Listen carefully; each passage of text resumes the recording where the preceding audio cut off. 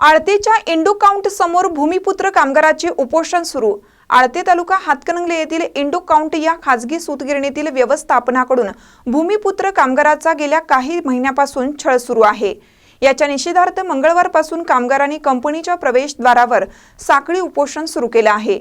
उपोषणस्थळी अनेक राजकीय सामाजिक संघटनांची पाठिंबा देण्यासाठी रीघ लागली होती।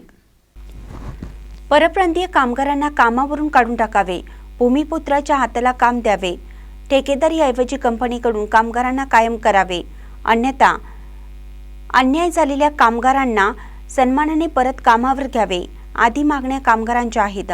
भूमिपुत्र कामगार व व्यवस्थापन यांच्यातील वाद गेल्या काही दिवसांपासून सुरू आहे। कंपनी व्यवस्थापन स्थानिक कामगारांवर अन्याय करत असल्याची भावना स्थानिक कामगारांची आहे। त्यातच कंपनी व्यवस्थापनाने स्थानिक 4 कामगारांची इतर युनिटमध्ये बदली केली असून कामगारांनी आपला हक्क मागितला तर कंपनी व्यवस्थापनाकडून कामगारांवर दडपशाही केली जात असल्याचा आरोप स्थानिक कामगारांनी केला आहे। सध्या कंपनीमध्ये आळते, नेज, कुंभोज, मजले, हातकणंगले परिसरातील जवळपास 250 स्थानिक कामगार काम करतात। कामगारांना कायमस्वरूपी करण्याची हालचाल कंपनी प्रशासनाकडून केली जात नाही। त्यात महिला कामगारांना रात्रपाळीमध्ये सूट दिली जात नाही। त्यातूनच कंपनी प्रशासन व कामगार यांच्यात वादाची ठिणगी पडली आहे। कामगारांनी गेल्या काही दिवसांपासून काम बंद आंदोलन सुरू केलं आहे। स्थानिक प्रशासनाने मध्यस्थी करत बैठका घेतल्या, मात्र त्यातून मार्ग निघाला नाही। हातकणंगले तहसीलदार सुशील कुमार बेल्हेरकर यांच्या उपस्थितीत बैठक झाली होती।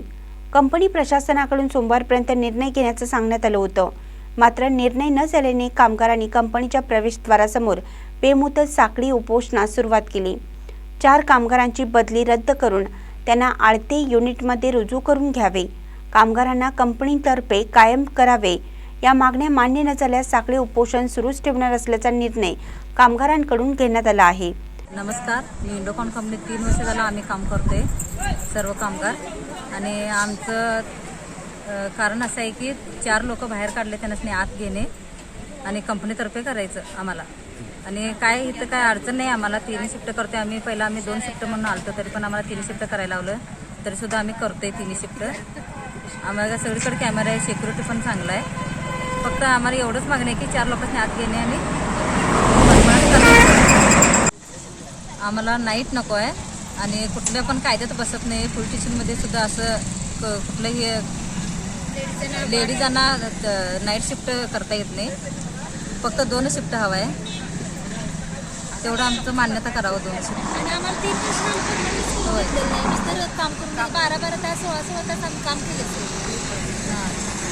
अजून आम्हाला अनुदान दिलं नाही कशाचं। आणि बिहारीची म्हणजे वागणूक चांगली नाही आमच्यासाठी। साखळी उपोषणास दलित महासंघाचे मार्तंड वाघमारे, रिपब्लिकन विद्यार्थी सेना यांनी पाठिंबा जाहीर केला। साखळी उपोषणात पंचायत समिती माजी उपसभापती प्रवीण चनगोंडा, जावेद मुजावर, शिरीष थोरात, सागर खोत, दीपक शिंदे, संदीप बावचकर, संदीप पाचनकर, शशिकांत घाटके यांच्यासह महिला व पुरुष कामगार सहभागी झाले होते। दरम्यान इचलकरंजी येथील एका कामगार नेत्याकडे कामगारांनी गाऱ्हाणी मांडली होती।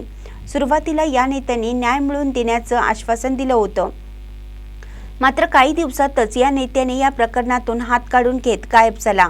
त्यामुळे या नेत्यांच्या भूमिकेबद्दल उलट-सुलट चर्चा उपोषणस्थळी होती अद्याप। तथापि स्थानिक कार्यकर्त्यांनी कामगारांच्या या आंदोलनाला बळ दिलं आहे। महानकरी न्यूजसाठी विठ्ठल बिरंजे, आळते। ताज्या बातम्यांसाठी महानकरीला सबस्क्राईब करा आणि बेल आयकॉनला क्लिक करा।